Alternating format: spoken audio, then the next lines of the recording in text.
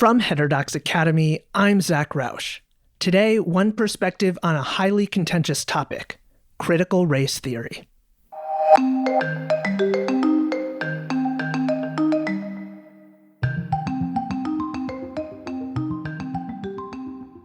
The blog we're going to discuss is on the role and meaning of critical theory in the K-12 classroom, as well as its relationship to viewpoint diversity. The piece is co-authored by Sam Merrick, an independent school social studies teacher, and Samantha Hedges, a scholar in the politics of education. I just wonder, has this been thought through? Are you really thinking through what are the implications of telling kids that society is split into oppressors and oppressed, and there are power dynamics that we always should be hypervigilant to? We'll have an in-depth conversation later in this episode, but first, their blog, Critical Theory or Common Humanity, the case for a liberal approach to social studies education. The narrator is Stina Nielsen. Critical theory is increasingly shaping what American school children are learning in school, from kindergarten through high school. Social studies education is no exception. Members of the National Council for the Social Studies, NCSS, the largest professional association in the country devoted solely to social studies education, have argued that critical theory, as an approach to social justice, be embedded in the curriculum and practice standards put forth by the association. The theme of the National Council for Social Studies 2020 virtual conference, which took place in December, was Advancing Social Justice. Many scholars who call their practices critical aim to advance their research to significantly change socio-political cultural orders. They believe knowledge is innately embedded in relations of power and social organization, and that these relations cannot be understood through empirical research. Some critical theorists, such as Habermas, encourage dialogue and mutual understanding. But critical race theory, popularized today through social and news media, focuses on issues of power and systemic racism that too easily translate to blaming and shaming individuals. Take the concept of whiteness, for example. Whiteness is understood by critical race theorists to be a central belief system of white supremacy, in which white people are socialized into radicalized roles in which they perpetuate white norms of speech, acts, beliefs, and practices that reinforce whiteness. Whiteness is one of the more pernicious outputs of critical theory because it sets up a dichotomy of good and bad based on skin color, advertently or inadvertently, which has been embedded in training for schools. Ryan Crowley, Assistant Professor of Social Studies Education, and LeGarrette King, Associate Professor of Social Studies Education, describe critical theory as it applied to social studies education as a radical social justice-oriented philosophy. The use of the term critical, according to Crowley and King, is distinct from the broader educational goal of encouraging critical thinking. They explain, although critical thinking is a crucial skill, our use of critical refers specifically to the use of critical theory and asserts that social studies should be a natural home for critical theory and critical pedagogy. For the past few decades, critical theory has expanded into nearly every aspect of social studies education, with little to no assessment of its accuracy to describe history, civics, culture, or economics, nor its efficacy in the solutions it offers to societal problems. And there is growing concern among academics that the lack of political diversity in fields of university study like education affects academic rigor and the application of scholarship to the real world, including schools. Focusing on viewpoint diversity rather than a winner versus loser dichotomy is one solution. Christopher Freiman, a philosopher, argues that viewpoint diversity can help produce novel solutions to problems, counteract confirmation bias, and expand the range of topics that researchers consider. However, the application of critical theory to social studies education goes largely unchecked. Jonathan Haidt, a social psychologist, raises important challenges to the critical theory approach to teaching. He argues that critical theory promotes a common enemy mindset that replaces the long-standing liberal tradition in education that we share a common humanity. For Haidt, diversity and recognition of one's identity is valuable. But, he notes, when you take young human beings whose minds evolved for tribal warfare and us-them thinking, and you fill those minds full of binary dimensions, you tell them that one side in each binary is good and the other is bad. You turn on their ancient tribal circuits, preparing them for battle. Many students find it thrilling. It floods them with a sense of meaning and purpose. The radical social justice-oriented philosophy of critical theory, which includes the stated goals of replacing liberal traditions in K-12 schools with an illiberal activist agenda to remake society, is in opposition to the common humanity goals of education. The premise of critical race theory is that society can be divided into two groups, the oppressed and the oppressors, or the privileged and the marginalized, which ignites tribal us versus them thinking. This mindset is not conducive to learning how to live in and contribute to society. What's more, modern critical theory advocates believe that culture needs to be emancipated from liberal values, such as the notion of individuality, to understand the binary power struggles that exist in our culture and society.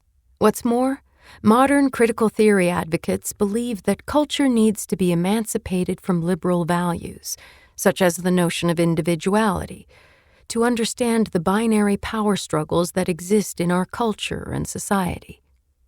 Therefore, the goal of education, according to critical theory, is to help each child recognize their own identity, determine their status as either privileged or marginalized, and then commit to a plan of action to correct this injustice. Teacher advocates of critical theory take seriously this perspective to craft lessons that emphasize social action. Identity is categorized primarily by race, ethnicity, and gender. And the C3, College, Career, and Civic Life for Social Studies State Standards Framework, which is the curriculum standard for the NCSS, recommends concluding each lesson with taking informed action activities that, according to Crowley and King, push students to take tangible steps toward alleviating the injustice explored in the inquiry. Critical theory educators also challenge the institutions that were at the center of traditional social studies curriculums, like the American legal and economic system, as being part of master narratives that promote the worldviews of those in power in society. According to Crowley and King, master narratives shape belief systems and act to marginalize those in society who do not come from white, male, middle-class, heterosexual, able-bodied, Christian, and other dominant identity group backgrounds. Anthony Brown, Kefrelin Brown, and Angela Ward employ a critical race theory perspective to advocate addressing the problem of master narratives through a revisionist approach to history, which asks students to rethink the power dynamics of the past in light of the present, to deconstruct common historical narratives. LeGarrette King, Amanda Vickery, and Genevieve Caffrey utilize critical race theory to argue that white people and white norms control access to social, cultural, and economic resources and decision-making, and advocate racial literacy to deconstruct these race and power dynamics. The alternative approach to critical theory, the common humanity approach, is incompatible with at least some of the tenets of critical theory, and yet it equips young students with critical thinking skills. According to Seep Stuerman in his book, The Invention of Humanity, the common humanity approach is concerned with equality across differences. The ideal common humanity lens is to recognize that humans are unequivocally equal. But if nothing else, one needs to acknowledge obvious differences while accepting the importance of less obvious similarities. The acknowledgement of group-based differences facilitates a common humanity by opening opportunities for groups to share a goal and form relationships, for example. In social studies education, the fault line between the two approaches is the idea of justice. Critical theory and its various social studies incarnations rest on the idea that justice is only achieved by distributing resources, even if disproportionately, to achieve equal outcomes across groups. Distributive justice is limited and artificially creates a zero-sum dynamic of winners and losers in perpetual conflict for resources and status. The common humanity view maintains that justice is best achieved through procedural justice. This form of justice is built on the idea that there needs to be fairness in processes, not necessarily an equal outcome, that resolve disputes and allocate resources. Procedural justice is based on the principles of fairness in processes, transparency in actions, opportunities, and impartiality in decision-making. Political polarization, the vast and growing gap between liberals and conservatives, Republicans and Democrats, is, according to the Pew Research Center, a defining feature of American politics. These divides are likely to be compounded within schools and society more generally by critical theory educators who insist there must be a focus on identifying unequal power relationships in society through social studies education, coupled with the goal of transforming those unjust social relations. If the goal of education is to develop critical thinking skills, there is a clear choice between a critical theory approach and a common humanity approach. Critical theory promotes an orthodoxy based on the ideas of winners and losers, oppressors and the oppressed, one group against another, and ultimately, the good and the bad. The heterodox option of a common humanity is based on mutual understanding and working across differences to achieve common goals. This question about the future of social studies education is not a left or right issue.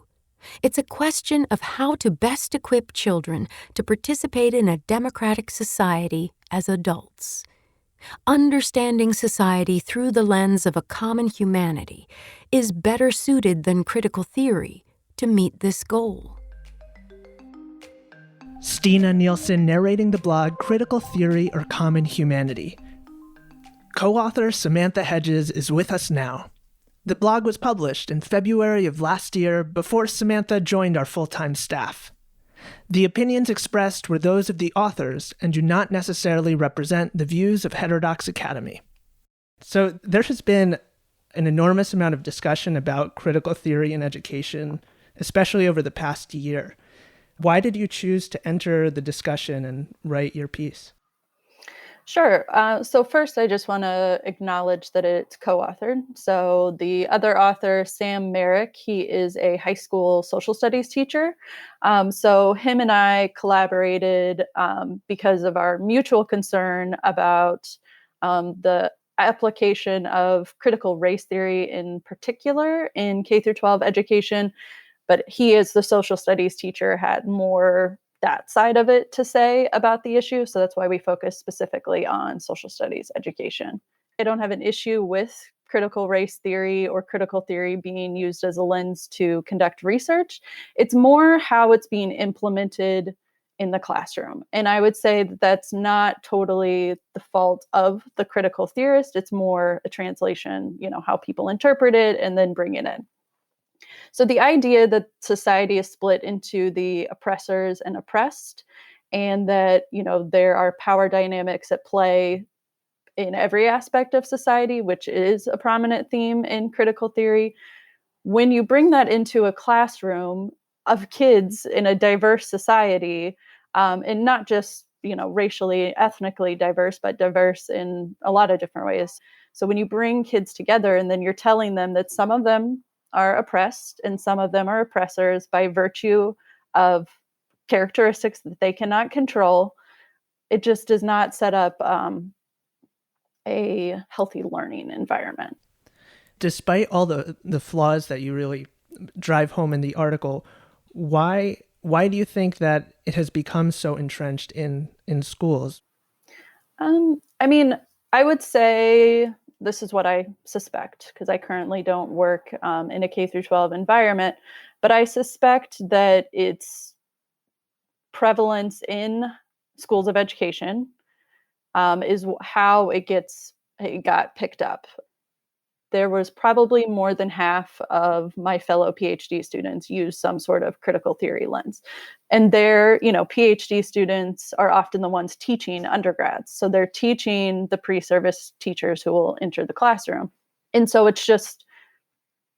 it's ubiquitous in a lot of ways in some classes, especially courses that undergrads have to take around diversity in society. So those classes usually focus on racial and ethnic diversity, sometimes socioeconomic.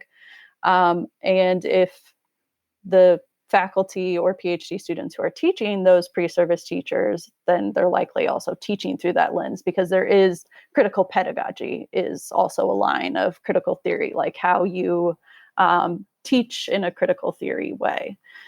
I suspect that now someone like Robin DiAngelo and Ibram X. Kendi might not say that they're critical theorists, but their work kind of maps on to it in certain aspects, and the popularity of their books because they're easy to digest, I think was part of it as well. And so when the George Floyd incident happened and schools felt like they had to do something, just like companies, whatever was easiest to grab onto is what they grabbed onto. What's available is what's going to get picked up, and what's easily translatable is more likely to get picked up. And those books were easy to understand compared to other research that has been done on race issues in society. Just the past few months, there have been a lot of legislation across the U.S. attempting to ban critical race theory in a lot of schools. Is that a good thing? And how would you approach trying to incorporate the common humanity approach in schools? Yeah, I don't think banning is a good thing, especially from the perspective of teaching it as critical race theory as a perspective, just like any other perspective that you can take. I think really what teachers are concerned about is more the pedagogy, so how it's taught. So how someone approaches these issues with their students. And so, they worry about disparaging labels being placed on, for example, their white male students. I'm not one for banning a perspective because then that can be applied across the board. And I just don't think, schools shouldn't be in the business of doing that. They should be in the business of teaching all of the different perspectives that are in society. I think the focus should shift to the common humanity, which is a more empowering method of teaching because it basically says that, yes, there are differences. And then how do we capitalize on those differences as well as what we have in common to achieve mutual understanding and to solve problems? And so when you're dividing a class into oppressors and oppressed, it's harder to get at solutions to problems because then you haven't united people to come together. And so we're not working together then. And that's something that schools should be encouraging, not discouraging. What is your bottom line? What do you want to make sure our audience would take away from your work and your blog, and you and Sam Merrick? I just wonder, has this been thought through? Are you really thinking through what are the implications of telling kids that society is split into oppressors and oppressed, and there are power dynamics just embedded that we always should be hyper vigilant to? Like, they may grow up to figure that out themselves, and they may ask questions in a class, but to tell them to teach it or to approach it as a pedagogical method, I just think teachers know that their students are unique individuals and, they have needs and they all need to work together, and we want a good school culture. And so I just don't think this is the best route to do that. And a common humanity is better, focusing on what we share, not what separates us. I write stuff like this because I want people to really think through the implications.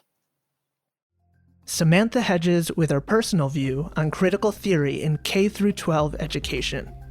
This is Heterodox Out Loud. If you enjoy our podcast, subscribe on Spotify, Apple Podcasts, or wherever you listen, and please leave us a review. The folks at Davies Content produce this show. I'm Zach Roush. Thanks for tuning in.